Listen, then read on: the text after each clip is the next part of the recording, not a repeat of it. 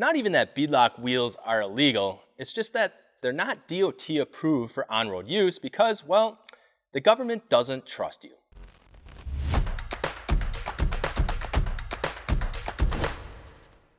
Hey, what's up guys? Josh from TrailBuilt, and first of all, let me put it out there that we're not lawyers and this video is just an interpretation of our opinions of why beadlock wheels aren't supposed to be used on the road. So then, how does a beadlock wheel actually work? The most common beadlock wheel has an outer wheel bead ring, also known as a rock ring, that fastens to the inner part of the wheel on the inner side of where the tire bead sits through the use of high-grade, high-tensile strength bolts, compressing the bead of the tire in between the mounting surface and the outer rock ring with enough pressure that the outer bead of the tire won't be able to move from the bead seat. With the outer tire bead being held into place, this allows a much greater use of force or impact pressure against the sidewall without allowing any air to escape. This is particularly useful for running a super low amount of air pressure in the tires to really dramatically increase the tire's traction by allowing the tire to fold, flex, and envelope over rocks, logs, and various other trail obstacles, plus increasing the tire's contact patch and footprint for some additional traction in the sand, snow, loose dirt, and other soft, loose terrain situations.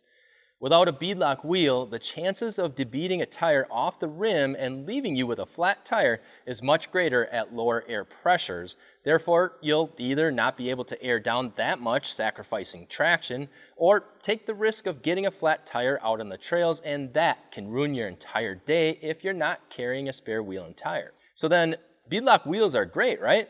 Like, why wouldn't anybody want to run them? Well, for one, most beadlock wheels are not to be used for on-road use and are classified for off-road use only, and that can be a real problem if your off-road rig is your daily driver or if you drive your rig to the trails and don't trailer it. But why exactly are beadlock wheels not DOT approved? Well, interestingly enough, we really couldn't find any laws in any of the research we did, including reaching out to some of our wheel vendors for more information and clarification, but even they weren't able to provide an exact source that cites the reason as to why beadlock wheels aren't to be used on the road. However, we were provided with some information from an interpretation from some lawyers. Yes, very vague, I know, but the conclusion was that the only thing holding your tire on the wheel is a ring secured with bolts, albeit high-strength bolts, if they are not properly maintained and torqued often, or if the bolts become fatigued due to not changing them out often enough, and the bolts either come loose, come out, or break off, the air in the tire will then escape either slowly or even worse, causing a blowout, and at highway speeds can be a very, very bad situation.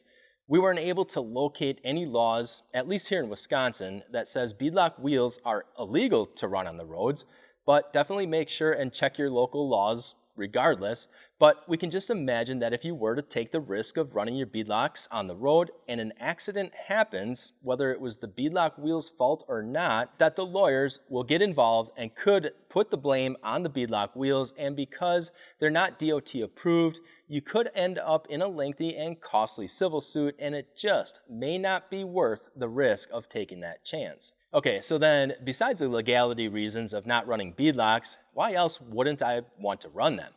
Well, they're more expensive, there's more parts and machining needed for beadlock wheels, and a lot of beadlock wheels are high-strength forged, or the rock ring might be forged, increasing costs on manufacturing and material. Plus, with the extra hardware, beadlock wheels also weigh more than your standard cast aluminum wheels.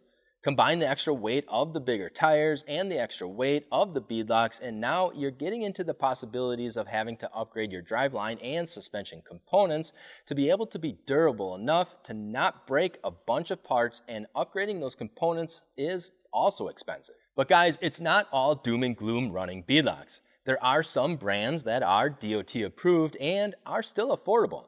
For example, we carry Dirty Life beadlocks on TrailBuilt called the Dual Tech series. That's a modular design that allows you to either run a simulated rock ring for on-road use or remove the simulated ring and replace it with the beadlock ring for use while off-roading. Now, with that said, the Dirty Life Dual Tech beadlock ring and simulated ring just can't be swapped on and off when you leave home and just bolt on the beadlock ring when you get to the trail. But if you mostly drive your rig on the road, then run the simulated ring, and once you plan your off-road trip, you can swap out that simulated ring, install the beadlock ring. Might be a little bit more of a pain in the ass, but it's sure a heck of a lot better than taking the risk of running beadlocks on the road or having to purchase a second set of wheels just to go off-roading with. So if you are looking for a set of beadlock wheels, don't want to break the bank, and still have the option of running them on the road, then you guys definitely have to check out the Dirty Life Dual Tach wheels, which we'll have that link posted in the description as well. Alright guys, well that is all that we have for you today, but I am curious as to what you guys have experienced with beadlock wheels and if you think they're worth it. Have you ever had the bolts fail or come loose causing a blowout? And is there a favorite beadlock wheel that you would recommend to others? Or even if you guys do have any other questions on them, make sure and let us know in the comments below. Other than that, guys, don't forget to click on that subscribe and thumbs up to like the video. And guys, as always, we appreciate all of you for watching and all of your support. I'm Josh from TrailBuilt, and we'll see you guys out on the trails.